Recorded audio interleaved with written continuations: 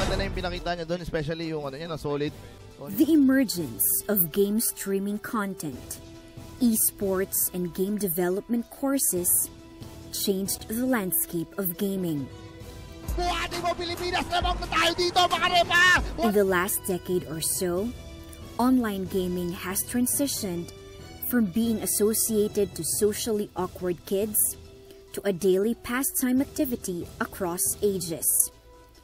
With an enormous and still growing number of players, online games present a new world of potential risks and dangers. Online gaming addiction, poor academic performance, cyberbullying, trash talking, privacy issues, and adult predators are some of the risks associated with online gaming. Join us today as CyberChat looks closely on the thrills and threats of online gaming in our Episode 7, Play or Pray.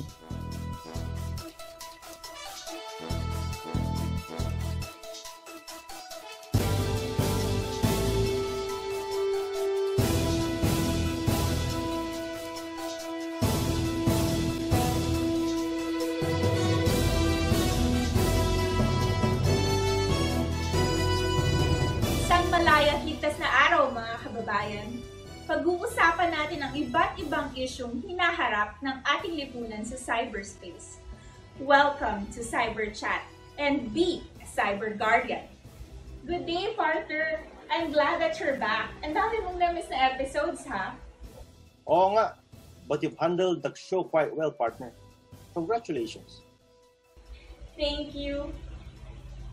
For the first 3 episodes, tinalakay natin sa CyberChat ang usaping online sexual abuse and exploitation of children or OSAE. Maraming salamat sa ECPAT Philippines na sinamahan tayo ng episode 2 at saka ang International Justice Mission ng episode 3. For episodes 4 to 6 naman, we looked into the issue of cyberbullying from the perspective of the cyberbully and the cyberbully. Today, we will talk about a seemingly safe pastime activity for children and adults. Online gaming. Yes, online gaming. Kinatutuwaan, kinagigiliwan. Bata, matanda. Ngunit, maaaring madami po sa inyo ang hindi nakakaalam. This haven for relaxation is also a lair for perpetrators of different kinds of cybercrime. Let's take a look at these online gaming statistics just to give us an indicator on the extent of influence of online gaming to our population. In 2019, there were 76 million Filipinos who were active internet users. 32% of these 76 million Filipinos, or 24.3 million, play games streamed live via the internet, and 42%, or 31.9 million, watch live streams of others playing games. 84% of these 76 million Filipinos, or 63.8 million, play games on mobile. $119 million is the total amount spent by consumers on video games in 2019, representing a 20% growth on total amount of spending on video games from 2018. Samahan niyo po kami dito sa TV Maria and live streaming on TV Maria YouTube channel and Cyber Guardians Facebook page at YouTube channel. Sa episode 7 ng CyberChat, Play or Pray.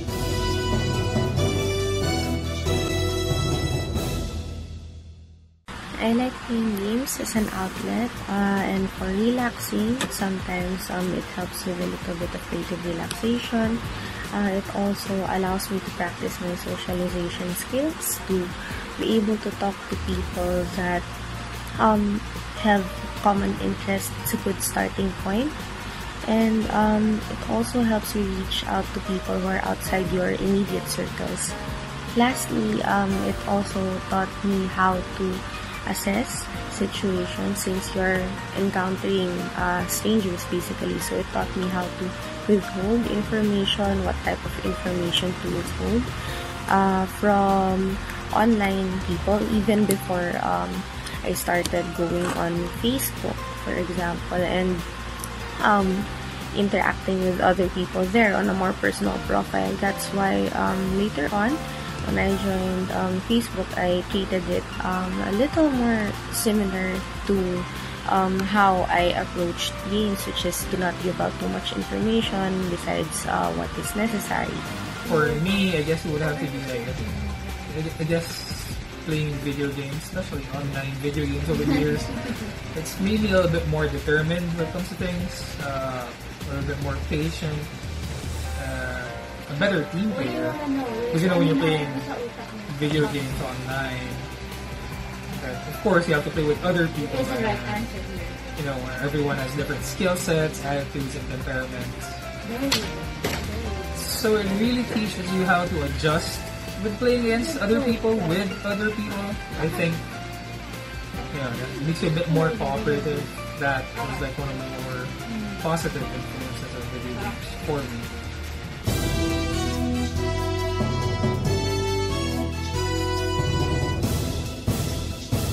Our first guest is not new to Cyber Guardians PH.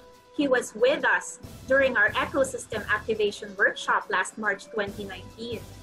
He shared with us then his inspiring story, which I am sure all online gamers and parents would be able to learn from.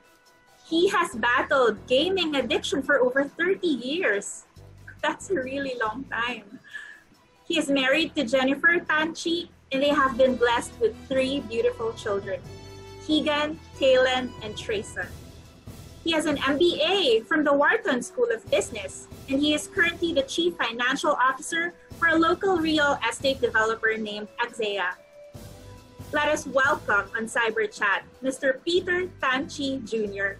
Good day, Peter. Good day. Thank you for having me. Peter, let me ask you, how old were you when you were first exposed to online gaming? Can you share with us what were these online games you played and why you got hooked into them? Sure, but I have to start a little farther back. My first exposure to gaming was when I was very young, more in like my 7 to 10 years old range. And it was back then, it was just an Apple II Plus computer, which only had a monochrome screen. For those of you who don't even know what monochrome means, it's just a green screen. And I would play small games on that, but there was something fantastic about games that I loved. And from that time on, I remember having a hunger to play games.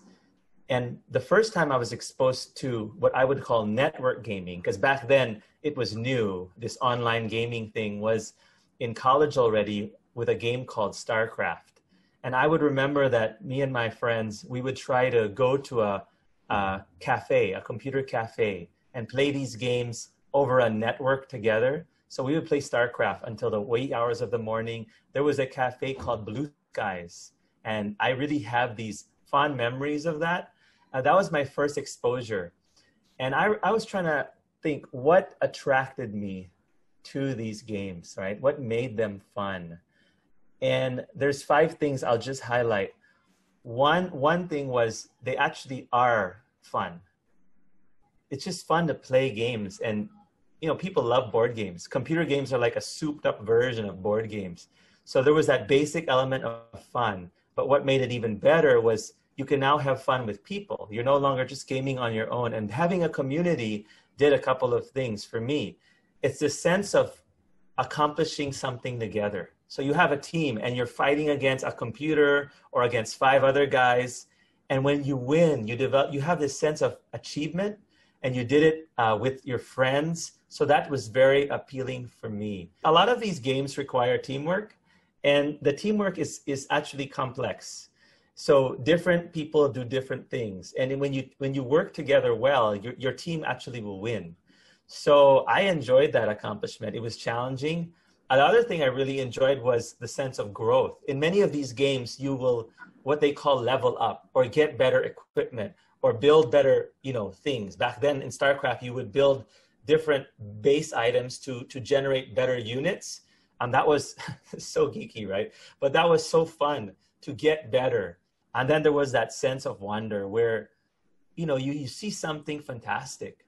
And nowadays, where we're all in our homes doing nothing, I imagine people are going online to explore and see new things. And gaming is one of the quickest ways to experience that sense of wonder with very little risk. The last thing I wanted to share is just a sense of security.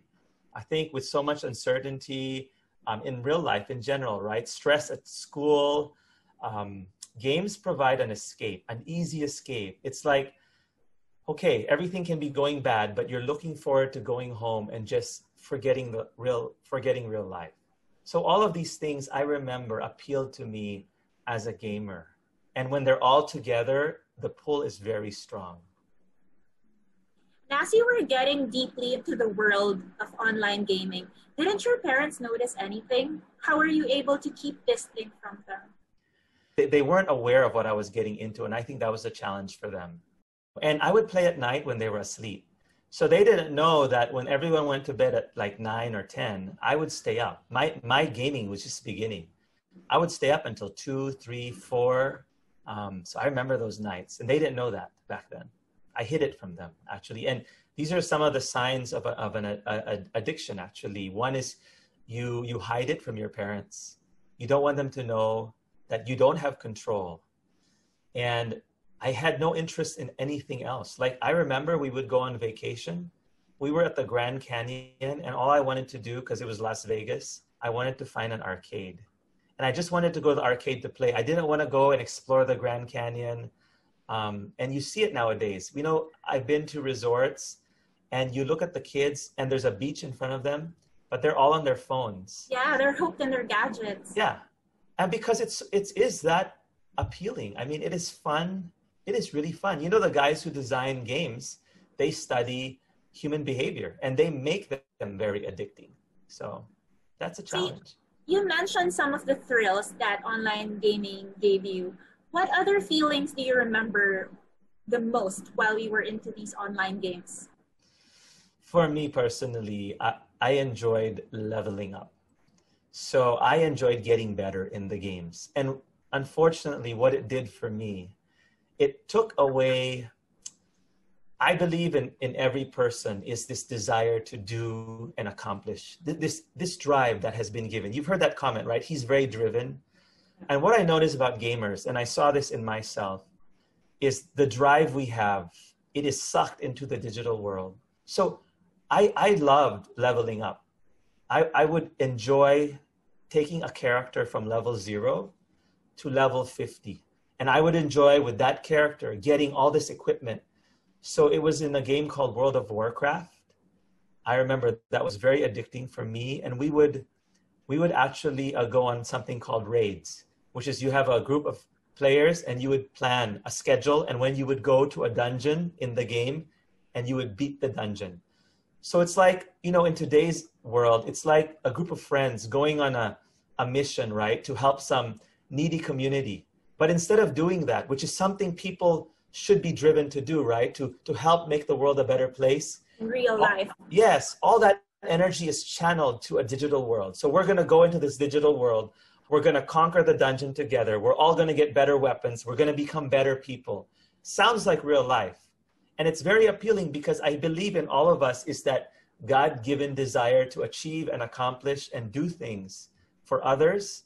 But when you have a game to do it, it's so much easier, right? Think about it. What's easier, to spend 1 year working out so you can see some muscles, or to spend 5 hours and see your character go from level 0 to level 5?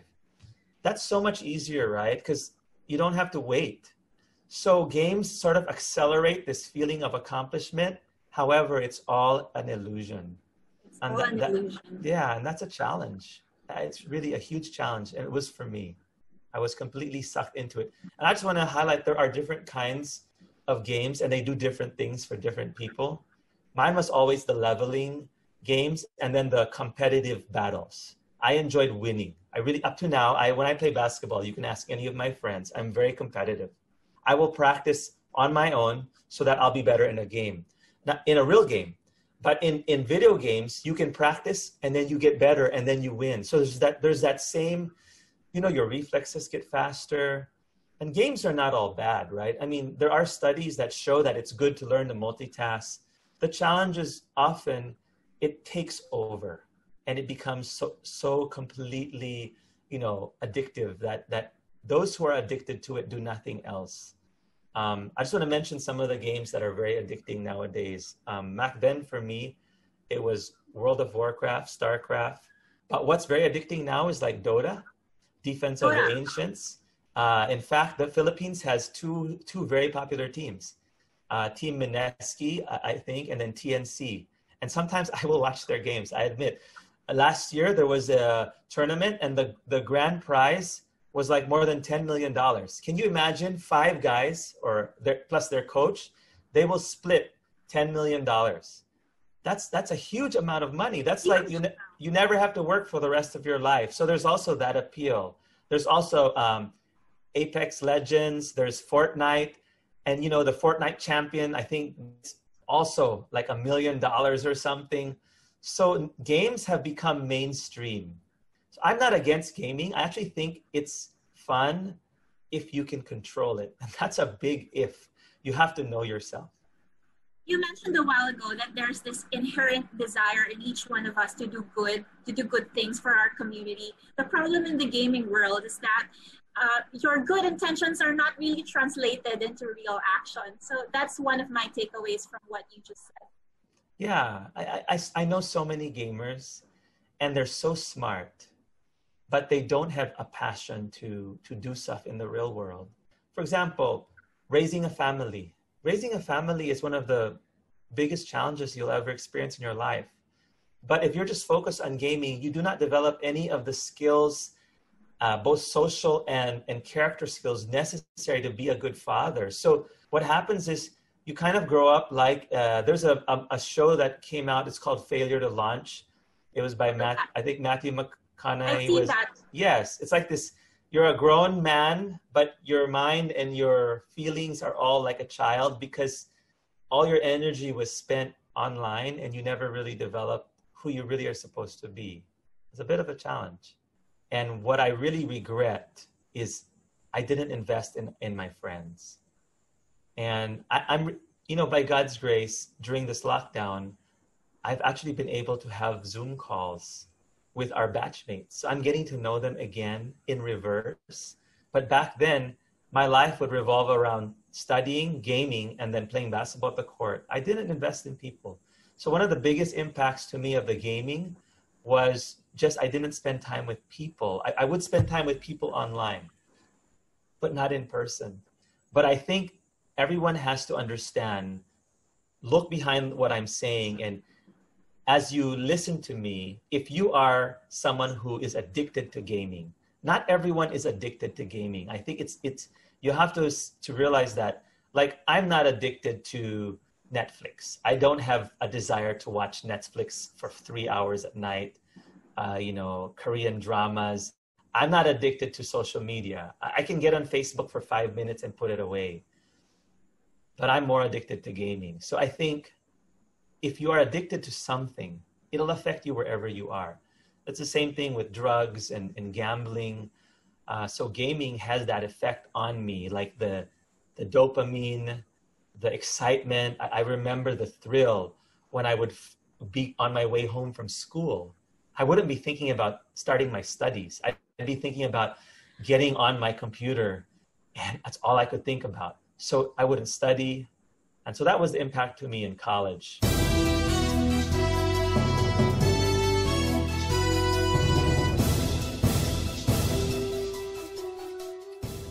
I like to play it because it's for my entertainment. I like it because it's competitive in some points.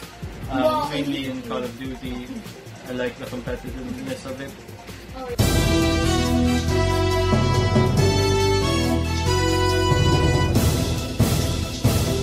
Back in the day, how did you see your future then? Or were you just living for the now back then? When did you realize that you were no longer in control because this has progressed into some form of addiction? this is the problem with an addiction. One of the hallmarks of an addiction is to deny the condition. So I would always think I'm okay. The only time I would realize something is wrong is when something fell apart. You've heard those comments about the best time to help an addict is when they hit rock bottom. So there are times in my life I would hit rock bottom. What is rock bottom for me back then? When I would start to fail in my classes, or when I'd have a very hard time, when I would get sick because I didn't sleep enough and something was going on. So these things happen in my life. And when I would hit these pitfalls, or what I would call humps, or these speed bumps that really shook me, I would then admit, okay, maybe there is a problem. Maybe I'm gaming too much. So what I would do is I would try to stop gaming for a bit. And inevitably what would happen is my life would improve. Like I said, all of us have a God-given ability to do well, to work. You know, every child has an innate ability to accomplish and succeed when channeled correctly. So I would actually start to move in that direction. And then when I would become successful again, so I would then fix my grades, I would then get complacent and I would start to game again with this idea that now I figured it out. And it would be like I would enter a time warp. I won't remember what happened. It's like 6 months later, I'm playing 6 hours a day again or more. So it was a very interesting cycle of thinking you have no problem, then realizing you have a problem because something breaks in your life, trying to stop, getting better, and then getting back in it again. So eventually you stopped online gaming and then you felt that you got better. After you graduated from college, what kept you busy? After I graduated from college, I actually started working. I worked with Accenture, was called Anderson Consulting back then, and that was my first job. And then I actually applied for business school. What was interesting was when I was gaming, I didn't get into any school. All my applications were really bad. I rushed them. One of the hallmarks of a gamer is this ability to procrastinate, because you tend to escape into the game. So you come home and you have 10 things to do, but then you have the game. So instead of doing any of the 10 things, you play the game. And what happens? You play aside. Yeah, you put all the 10 things aside, you play all night, and then you wake up the next day and you have to go back to work and the 10 things stay. So I would do this until the last minute. And suddenly my application, I remember, my application for Wharton was due the next week. I typed all the essays in 2 nights. Guess what? I didn't get accepted. I missed all the programs I applied to. I failed. And that's an example of hitting rock bottom. I felt so discouraged and I prayed to God and said, will you help me to become a better man? And you know, I quit gaming for a whole, I don't know how long, maybe 6 months. And then I applied to all the schools again. And this time I got into Wharton. I got into a couple others. I think I got into Georgetown and a few other Ivy League schools. So then I was so excited, you know, and so that's what kept me busy after college was work. And then I got to graduate school. That's very impressive. You said that you stopped playing online games for about 6 months. What led you back into online gaming? It's that cycle. So when I was in business school, as an example, my first year, again, I did so well academically and I was so excited to get involved in business school, meet people. But in the middle of business school, a friend introduced me to a game called World of Warcraft. I talked about that earlier. And I thought, I'm just going to test it. So in my mind, I'm not going to get addicted this time. I'm just going to try it for 1 hour, 2 hours. But I didn't realize that gamers or the game developers actually design their games so when you start, it sucks you in. It's like a vacuum. How does it work? They do things like this. They make it so at the beginning, you level up very fast. So in the first 1 hour, you get many rewards. What that does is it makes you feel like you did something. So in the first hour alone, the rewards are plenty. And many gamers know this. As the game progresses, as you get to the later levels, it takes a longer time. To level from level 0 to level 1 or 2 is very fast. But then once you're level 40, to get to level 41, it can take you 3 days. So they slow it down, but you're already invested. And there's, I think, a human part of us is whatever we put our time to, we will love. So by the fact that I've already invested so many hours in the game, I feel like I'm vested. I just keep playing. So what happens is I start off not thinking I'm going to get addicted, but somehow the game sucks me in like a vacuum. And before I know it, I'm completely addicted again. Peter, how did your big aha moment come about? When did you realize that you've got to do something to put an end to this? Yeah, so imagine repeating what I shared with you many times. Imagine doing that over, let's say, 8 times of my life. That's why I'm saying 30 years. So, you know, over 3-4 years, I would repeat a cycle of addiction and stopping, addiction and stopping. Finally, I remember one night, I have a family already. Imagine, I'm already a grown man. I have a job. I have 2 kids, my wife, who, by the way, hates gaming. She hates gaming so much, I'm convinced God blessed me with a wife who hates gaming, because when she sees me gaming, she will fight with me. So what happened is one night, they're all asleep, and I just finished gaming. And I look at my family, and I remember God telling me, do you really want to live like this? Do you want to spend your whole life pouring your hours into something that doesn't matter? And then someday, you will not even know your kids. They'll grow up with similar addictions to you because you're not a good example. Your wife will be angry. Do you really want to live a whole life like this? Is this what you want? And I remember breaking down. I like cried. I knelt at my bedside and I asked God for help. I remember, and so finally I said, I can't do it on my own. I need help. And when I admitted that, not just, I admitted that obviously to God and then to my wife and to my brother and to people around me, it helped me because when something is out in the open, then people can work together to help.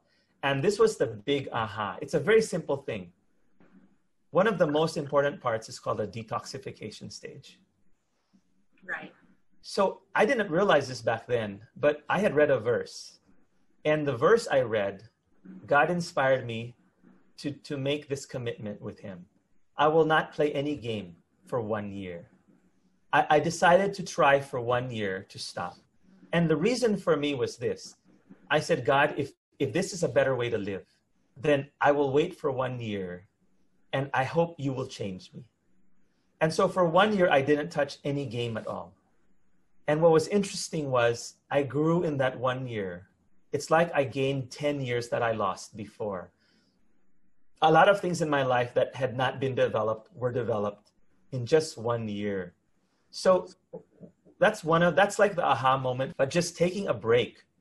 And what it does is it allows you to reset the brain, because the brain actually becomes addicted like a drug, and you have to detoxify like a drug. And when you detoxify, it allows you to settle down your thinking, and you're able to think clearer. And then you're able to look at your old life and say, wow, I don't think I want to live like that. That's too much. So it gives it, yeah. It really involves discipline. There really has to be this determination. And help. Fight it and help. And help. So you have to have family, friends, you know, like if you go to a church and you have a small group, get your small group to rally around you. If you have a family and you're close, tell your mom, your brother, your sister, your dad, your wife or your husband, right? I need help. And then make commitments. Peter, that was a very powerful reflection. Thank you for sharing that with us. Sure. If you would now be talking to the young Peter Tanchi Jr., what advice would you give him?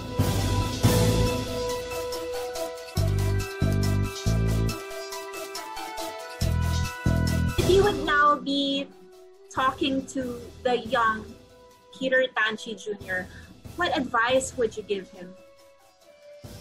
If I would give advice to the young Peter Tanchi Jr., I would just tell him,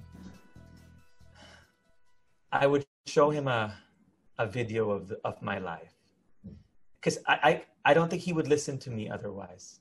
Because I don't think an addicted person can think clearly. But I would play a video of the future and show him all the years wasted and all the people that he could have invested in that he didn't.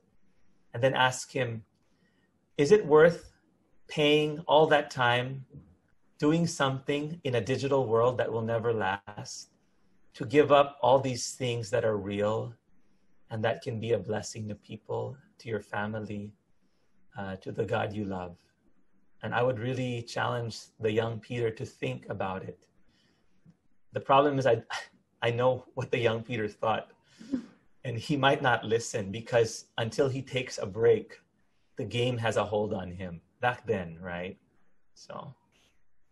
For all the parents watching us now whose kids are deeply into online gaming, how should they handle them? First, online gaming is not evil. I need parents to understand how you approach the gaming is very important, because if we just say to all kids, you can never play games because they're bad, that will lead to rebellion, because the fact is the games are here to stay, right? It's an entire industry. All their friends game already. So there's a thing I like to say. It's rules without a relationship lead to rebellion. Discipline without a relationship leads to anger. So my challenge to parents is you have to invest in a relationship so that you can speak into your children and open their eyes to truth. I feel like this can be handled two ways. If your children are very young, because you're the parent and they still obey you, set the rules. Have rules on screen time. Do not let them develop an addiction at a young age. Show them the world has so much to offer. Art, music, teach them how to play an instrument, teach them photography. But all of this means that daddy and mommy have to spend time with their children. And that's the challenge today. We're all so busy. And that's why this COVID, even though it's been a very hard time for a lot of us, I've heard it has been a blessing for parents that have used it right. These are parents that have decided to spend time with their children. And because they're home, they spend more time actually involved in their lives. So when children are young, my advice to the parents is get involved and put a stop to all the technology and teach them how to balance it. So we have rules for our children. All day, we tell them no screens because we want them to play, to learn how to build, to use gadgets for creation. So I allow them to code on their iPad. They can use it to code. Coding is a great skill. I allow my kids to do art on their iPad. I allow them to record videos and edit them. I'm just kind of careful about all the social media videos which are being passed around. That's a whole nother topic, but that can be very addictive too. But still, to use technology, to use the gadgets to create, so that you are giving them an alternative to just sitting at home using a phone. Because nature abhors a vacuum. You've heard that. So if they are addicted to a game and you just take away the phone, what are they going to do? They're going to cry. And they have nothing to do. You don't have an alternative for them. So give them an alternative. That's for younger children, that you can still discipline and take, you can still parent them that way. But when the children are older, it's a little harder because they can rebel. They can threaten with, I'm going to run away. I don't know, right? When they get mad. They're no longer in their formative years, so it would be harder for the parents to penetrate them. Yes. So when they're older, you have to then have conversations and ask them what's happening. And maybe you can open their eyes by challenging them to create their own rules and say, okay, an example. What is a healthy amount of gaming for you, where you will still develop your other skills? Now, if they're addicted, they won't want to have that conversation, right? They'll want to just keep playing. So that's where the challenge comes in, and learning how to parent them, building that relationship. Maybe right now you can't go on a vacation, but maybe you can say, let's take a 1-week detox as a family, and we're going to play board games at night, and we will sing songs, and I don't know what you can do, right? Great idea. Yeah, but if you're stuck in the home, what do you do? This is where I challenge parents. You're going to have to be creative. Go online, look for resources, and look for help, right? Like I said, from a local church or something like that, but from a community. And it is a challenge, but you have to penetrate your older kids, win their heart, let them know you care for them, and you're not stopping them because you're trying to stop them from having fun, but you want to protect them for the rest of their life. And you're not telling them never game. I want gamers who are watching this to understand, if you can control the gaming, you can enjoy it, but be honest with yourself. Don't trick yourself. Don't tell yourself I can control it, and then when you lie down, before you know it, it's 2 a.m. That's not control, right? They feel powerful while they're playing, but then they start to lose sight of the fact that, no, actually they don't have control over their life. They don't, because, exactly, like for example, we're supposed to sleep, 8 hours a night, right? That's healthy. Do you know if you don't sleep a lot, the effects are not seen? You won't see it tomorrow, but if you don't sleep a lot for the next 3 years, it increases the rate of cancer, it increases the rate of depression. So if you can communicate that to your children and tell them, look, we have to have rules. If you have to wake up at 7 or 6 o'clock to go to school, what time do you need to be in bed by? 10 o'clock. So let's have a rule. No gaming after 10 for your sake. So these are some things you can develop. And then another rule is no gaming until you finish your work. If children can do this, then they can game, right? For gamers, do you have a parting message for them? I do. To my fellow gamers, and I really have a burden for all of you, because I remember when I realized I was addicted, I felt this great sorrow that I had wasted so many years of my life. I joke with my brother. He is actually younger than me by 4 years, but I call him Kuya. My brother never got into gaming.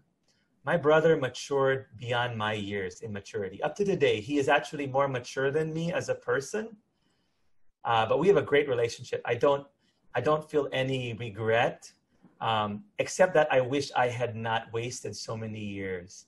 So if I could leave a word to gamers, it's this. There is something called the game of life, and it is a far grander and more meaningful game than any game you'll ever play. And it is this life we live. And God has given you talents and gifts. And if you would let him use you, he wants you to do great things in this world. If you're not careful, you will waste all that energy in a world that doesn't really exist. And that's just the truth. And that's the challenge with addiction to gaming. Not all of you who are listening to me are addicted to games. I'm not telling everyone you can never play, but you know who you are. If you are the kind of person that even if you know you're addicted, if you start playing, you get lost again, then maybe for you, it's a price worth paying never to play again. But if you can control it, don't forget that every hour you spend gaming is an hour you spend less in the real world, being a blessing to people around you, developing yourself and growing. So don't forget that.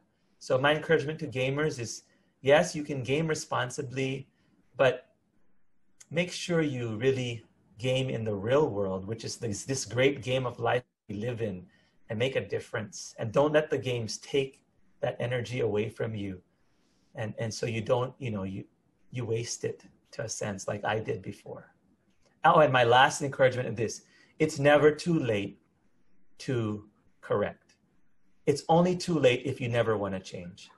So if any of you are listening to this and you're like, you know what, I do game too much, try to take a detox period, maybe 2 weeks to start, and then revisit and see what it does to your brain. And you'll find out there's so many fun things to do in the world that are more meaningful. And an example, my fellow gamers, is a lot of us, we like to rescue in the game, right? In the game, there are missions to rescue a princess in a dungeon. When you know what? There's a princess in the real world for you to rescue. In my case, it's my wife, you know? And so I want to remind you guys, for everything there is in a game, there's a better version of it in life. I'm deeply moved, Peter. Thank you very much for sharing with us once again your inspiring story, for sharing your time with us today. It was really a pleasure talking to you. Thank you. It was an honor and a privilege as well.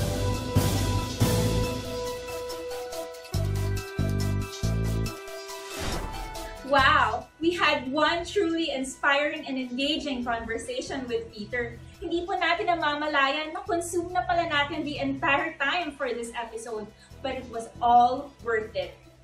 Okay lang yan, partner. We enjoyed your conversation with Peter, and we picked up a lot of lessons for both parents and all online gamers. We shall continue our discussion on online gaming next episode. Samahan niyo po kami sa susunod na linggo. Sa continuation ng ating episode today, Play or Pray, let's continue the fight for a safer cyberspace for our children and the youth. Be a cyber guardian.